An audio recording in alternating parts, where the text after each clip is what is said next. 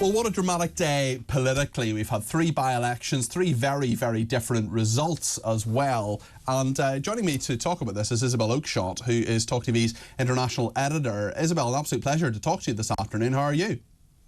Good afternoon. Well, still kind of absorbing the full implications of these very interesting by-election results. And the question that you've posed for our listeners and viewers to call in about is whether or not it's a done deal for Keir Starmer and Labour to win the next election. And I'm afraid I've learned the very hard way over recent years that political predictions are a very dangerous game to be in. Isabel, I call myself the Professor Neil Ferguson of political predictions. Do you remember during the pandemic he made all these predictions and this is definitely going to happen, and then none of it happened. Right, getting it colossally wrong. Yeah, I'm sure there's been a number of occasions I've done that. So I don't want to go too hard on any really, really definite predictions here, but it seems to me nonetheless vanishingly unlikely on the back of these results, vanishingly unlikely that the Conservative Party is going to remain in government after the next general election. And actually we've got further evidence really of that, haven't we, Isabel? Because the polls,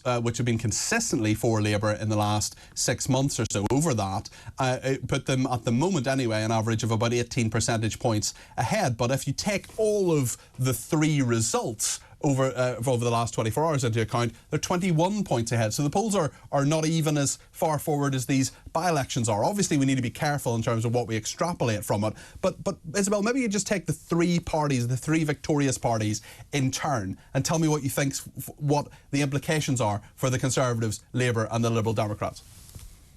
So if we go, let's look first at what happened in Uxbridge, Boris Johnson's old seat, because that in a sense seems to be the most interesting and surprising. The Conservatives hung on to that, but only by less than 500 votes. So whilst that's a sort of presentational victory for the Conservatives, allowing them to feel that it's not quite such a catastrophe as it would otherwise, as it could have been, because they thought they might lose all three. First of all, they damn nearly did lose all three. It's just really in electoral terms, less than 500 votes is absolutely nothing.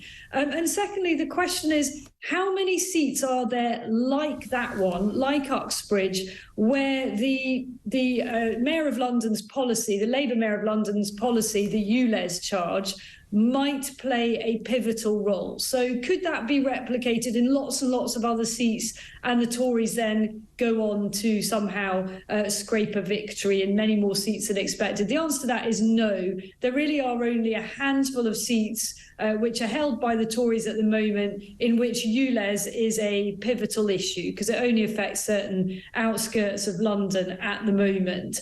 So I don't think they can take a great deal of comfort at all from that seat. Then you look at what happened in Selby and Ainsty, where Labour had nearly a 24% swing. It's a fantastic result for them. Haven't seen swings like that since before sort of 1992, 1997 time era. So going back a very long way since we saw swings like that towards Labour. And then you've got this Lib Dem victory, which they're cock-a-hoop about. Again, a really big swing to them. Does that mean that the Lib Dems are going to kind of rock into power, potentially propping up a minority Labour government? Maybe. Maybe it does. And what I find most, in a way, most remarkable about these Lib Dem by-election victories, because there have been now 4 in this Parliament, is that they've happened despite the almost total invisibility of the Lib Dem party leader. Who is he? I mean, many people in this country wouldn't be able to name the leader of the Liberal Democrats, Sir Ed Davey, who I cannot literally think of a single thing he's said or done recently that has stuck in my mind or memory. We had the Deputy Leader, Daisy Cooper, was on with David Bull this morning. I'm sure a lot of people just couldn't pick her out of a police lineup. I have never known such an invisible Lib Dem leader. You know, there used to be quite, I almost go as far to say some of these figures were political giants in the old days. You know, they went into government. Look at Nick Clegg. I mean, Paddy Ashdown, Charles Kennedy, absolutely. Yeah, these were big names. And then there's Sir Ed Davey. Who's he and where is he and why on earth is he always hiding? And yet, because the Lib Dems have such a brilliant ground game, they are able to pull off these local victories. And they also throw a lot of money at it. I mean, in these constituencies, they will be throwing near the maximum amount that you're allowed to spend, which is £100,000. So they do prioritise these local campaigns, and they could replicate that in many seats in the run-up to the next election. So overall, I don't think that Rishi Sunak has any cause to be too optimistic. Of course, he's got to say, well, this shows we're still in the game. It's certainly clear that there's no overwhelming rush of passionate enthusiasm across the country for Keir Starmer. And this ULEZ policy is a Labour policy pushed by a Labour mayor. Well, it's astonishing. It's astonishing what Sadiq Khan has said, the mayor of London. I think he is just... I just think we're through the looking glass here. I think he's lost touch with reality, because Angela Rayner, who appears to kind of get it. I mean, she's a very talented politician. She says the Deputy Leader, Angela Rayner, has suggested Labour did not win Boris Johnson's former seat because it did not listen to voters' concerns about the ultra-low emission zone. The expansion of the ultra-low emission zone is what Sadiq Khan says he wants to do. It's not just in London, it's in Glasgow and Birmingham. There are other low-traffic neighbourhoods and 15-minute cities in places like Oxford and Cambridge. But this, I don't know if you're familiar with this. It just dropped in the last little while. Isabel, I'm just going to read you what Sadiq Khan has said. I'm quite clear. I'm going to carry on doing what I have been doing over the past few years, which is to listen to Londoners on a whole range of issues, whether it is air pollution, climate change, or the support they need to make that transition.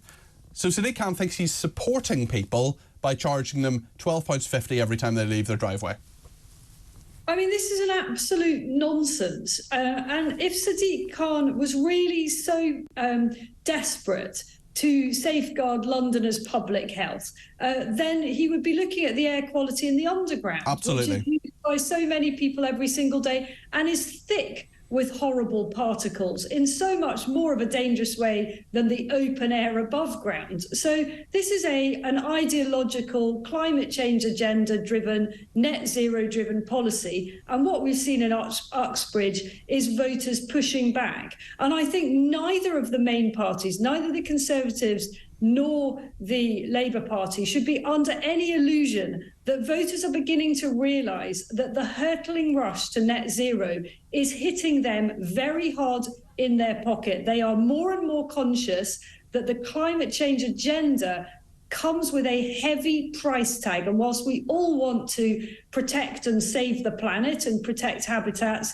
do we need to do it in this way? And I think this is a clear message to all the parties. Be very careful of this net zero agenda, because you are going to be rejected for it. I think that's a very, very good point, Isabel. Thank you, Isabel Oakeshott there, TalkTV's international editor.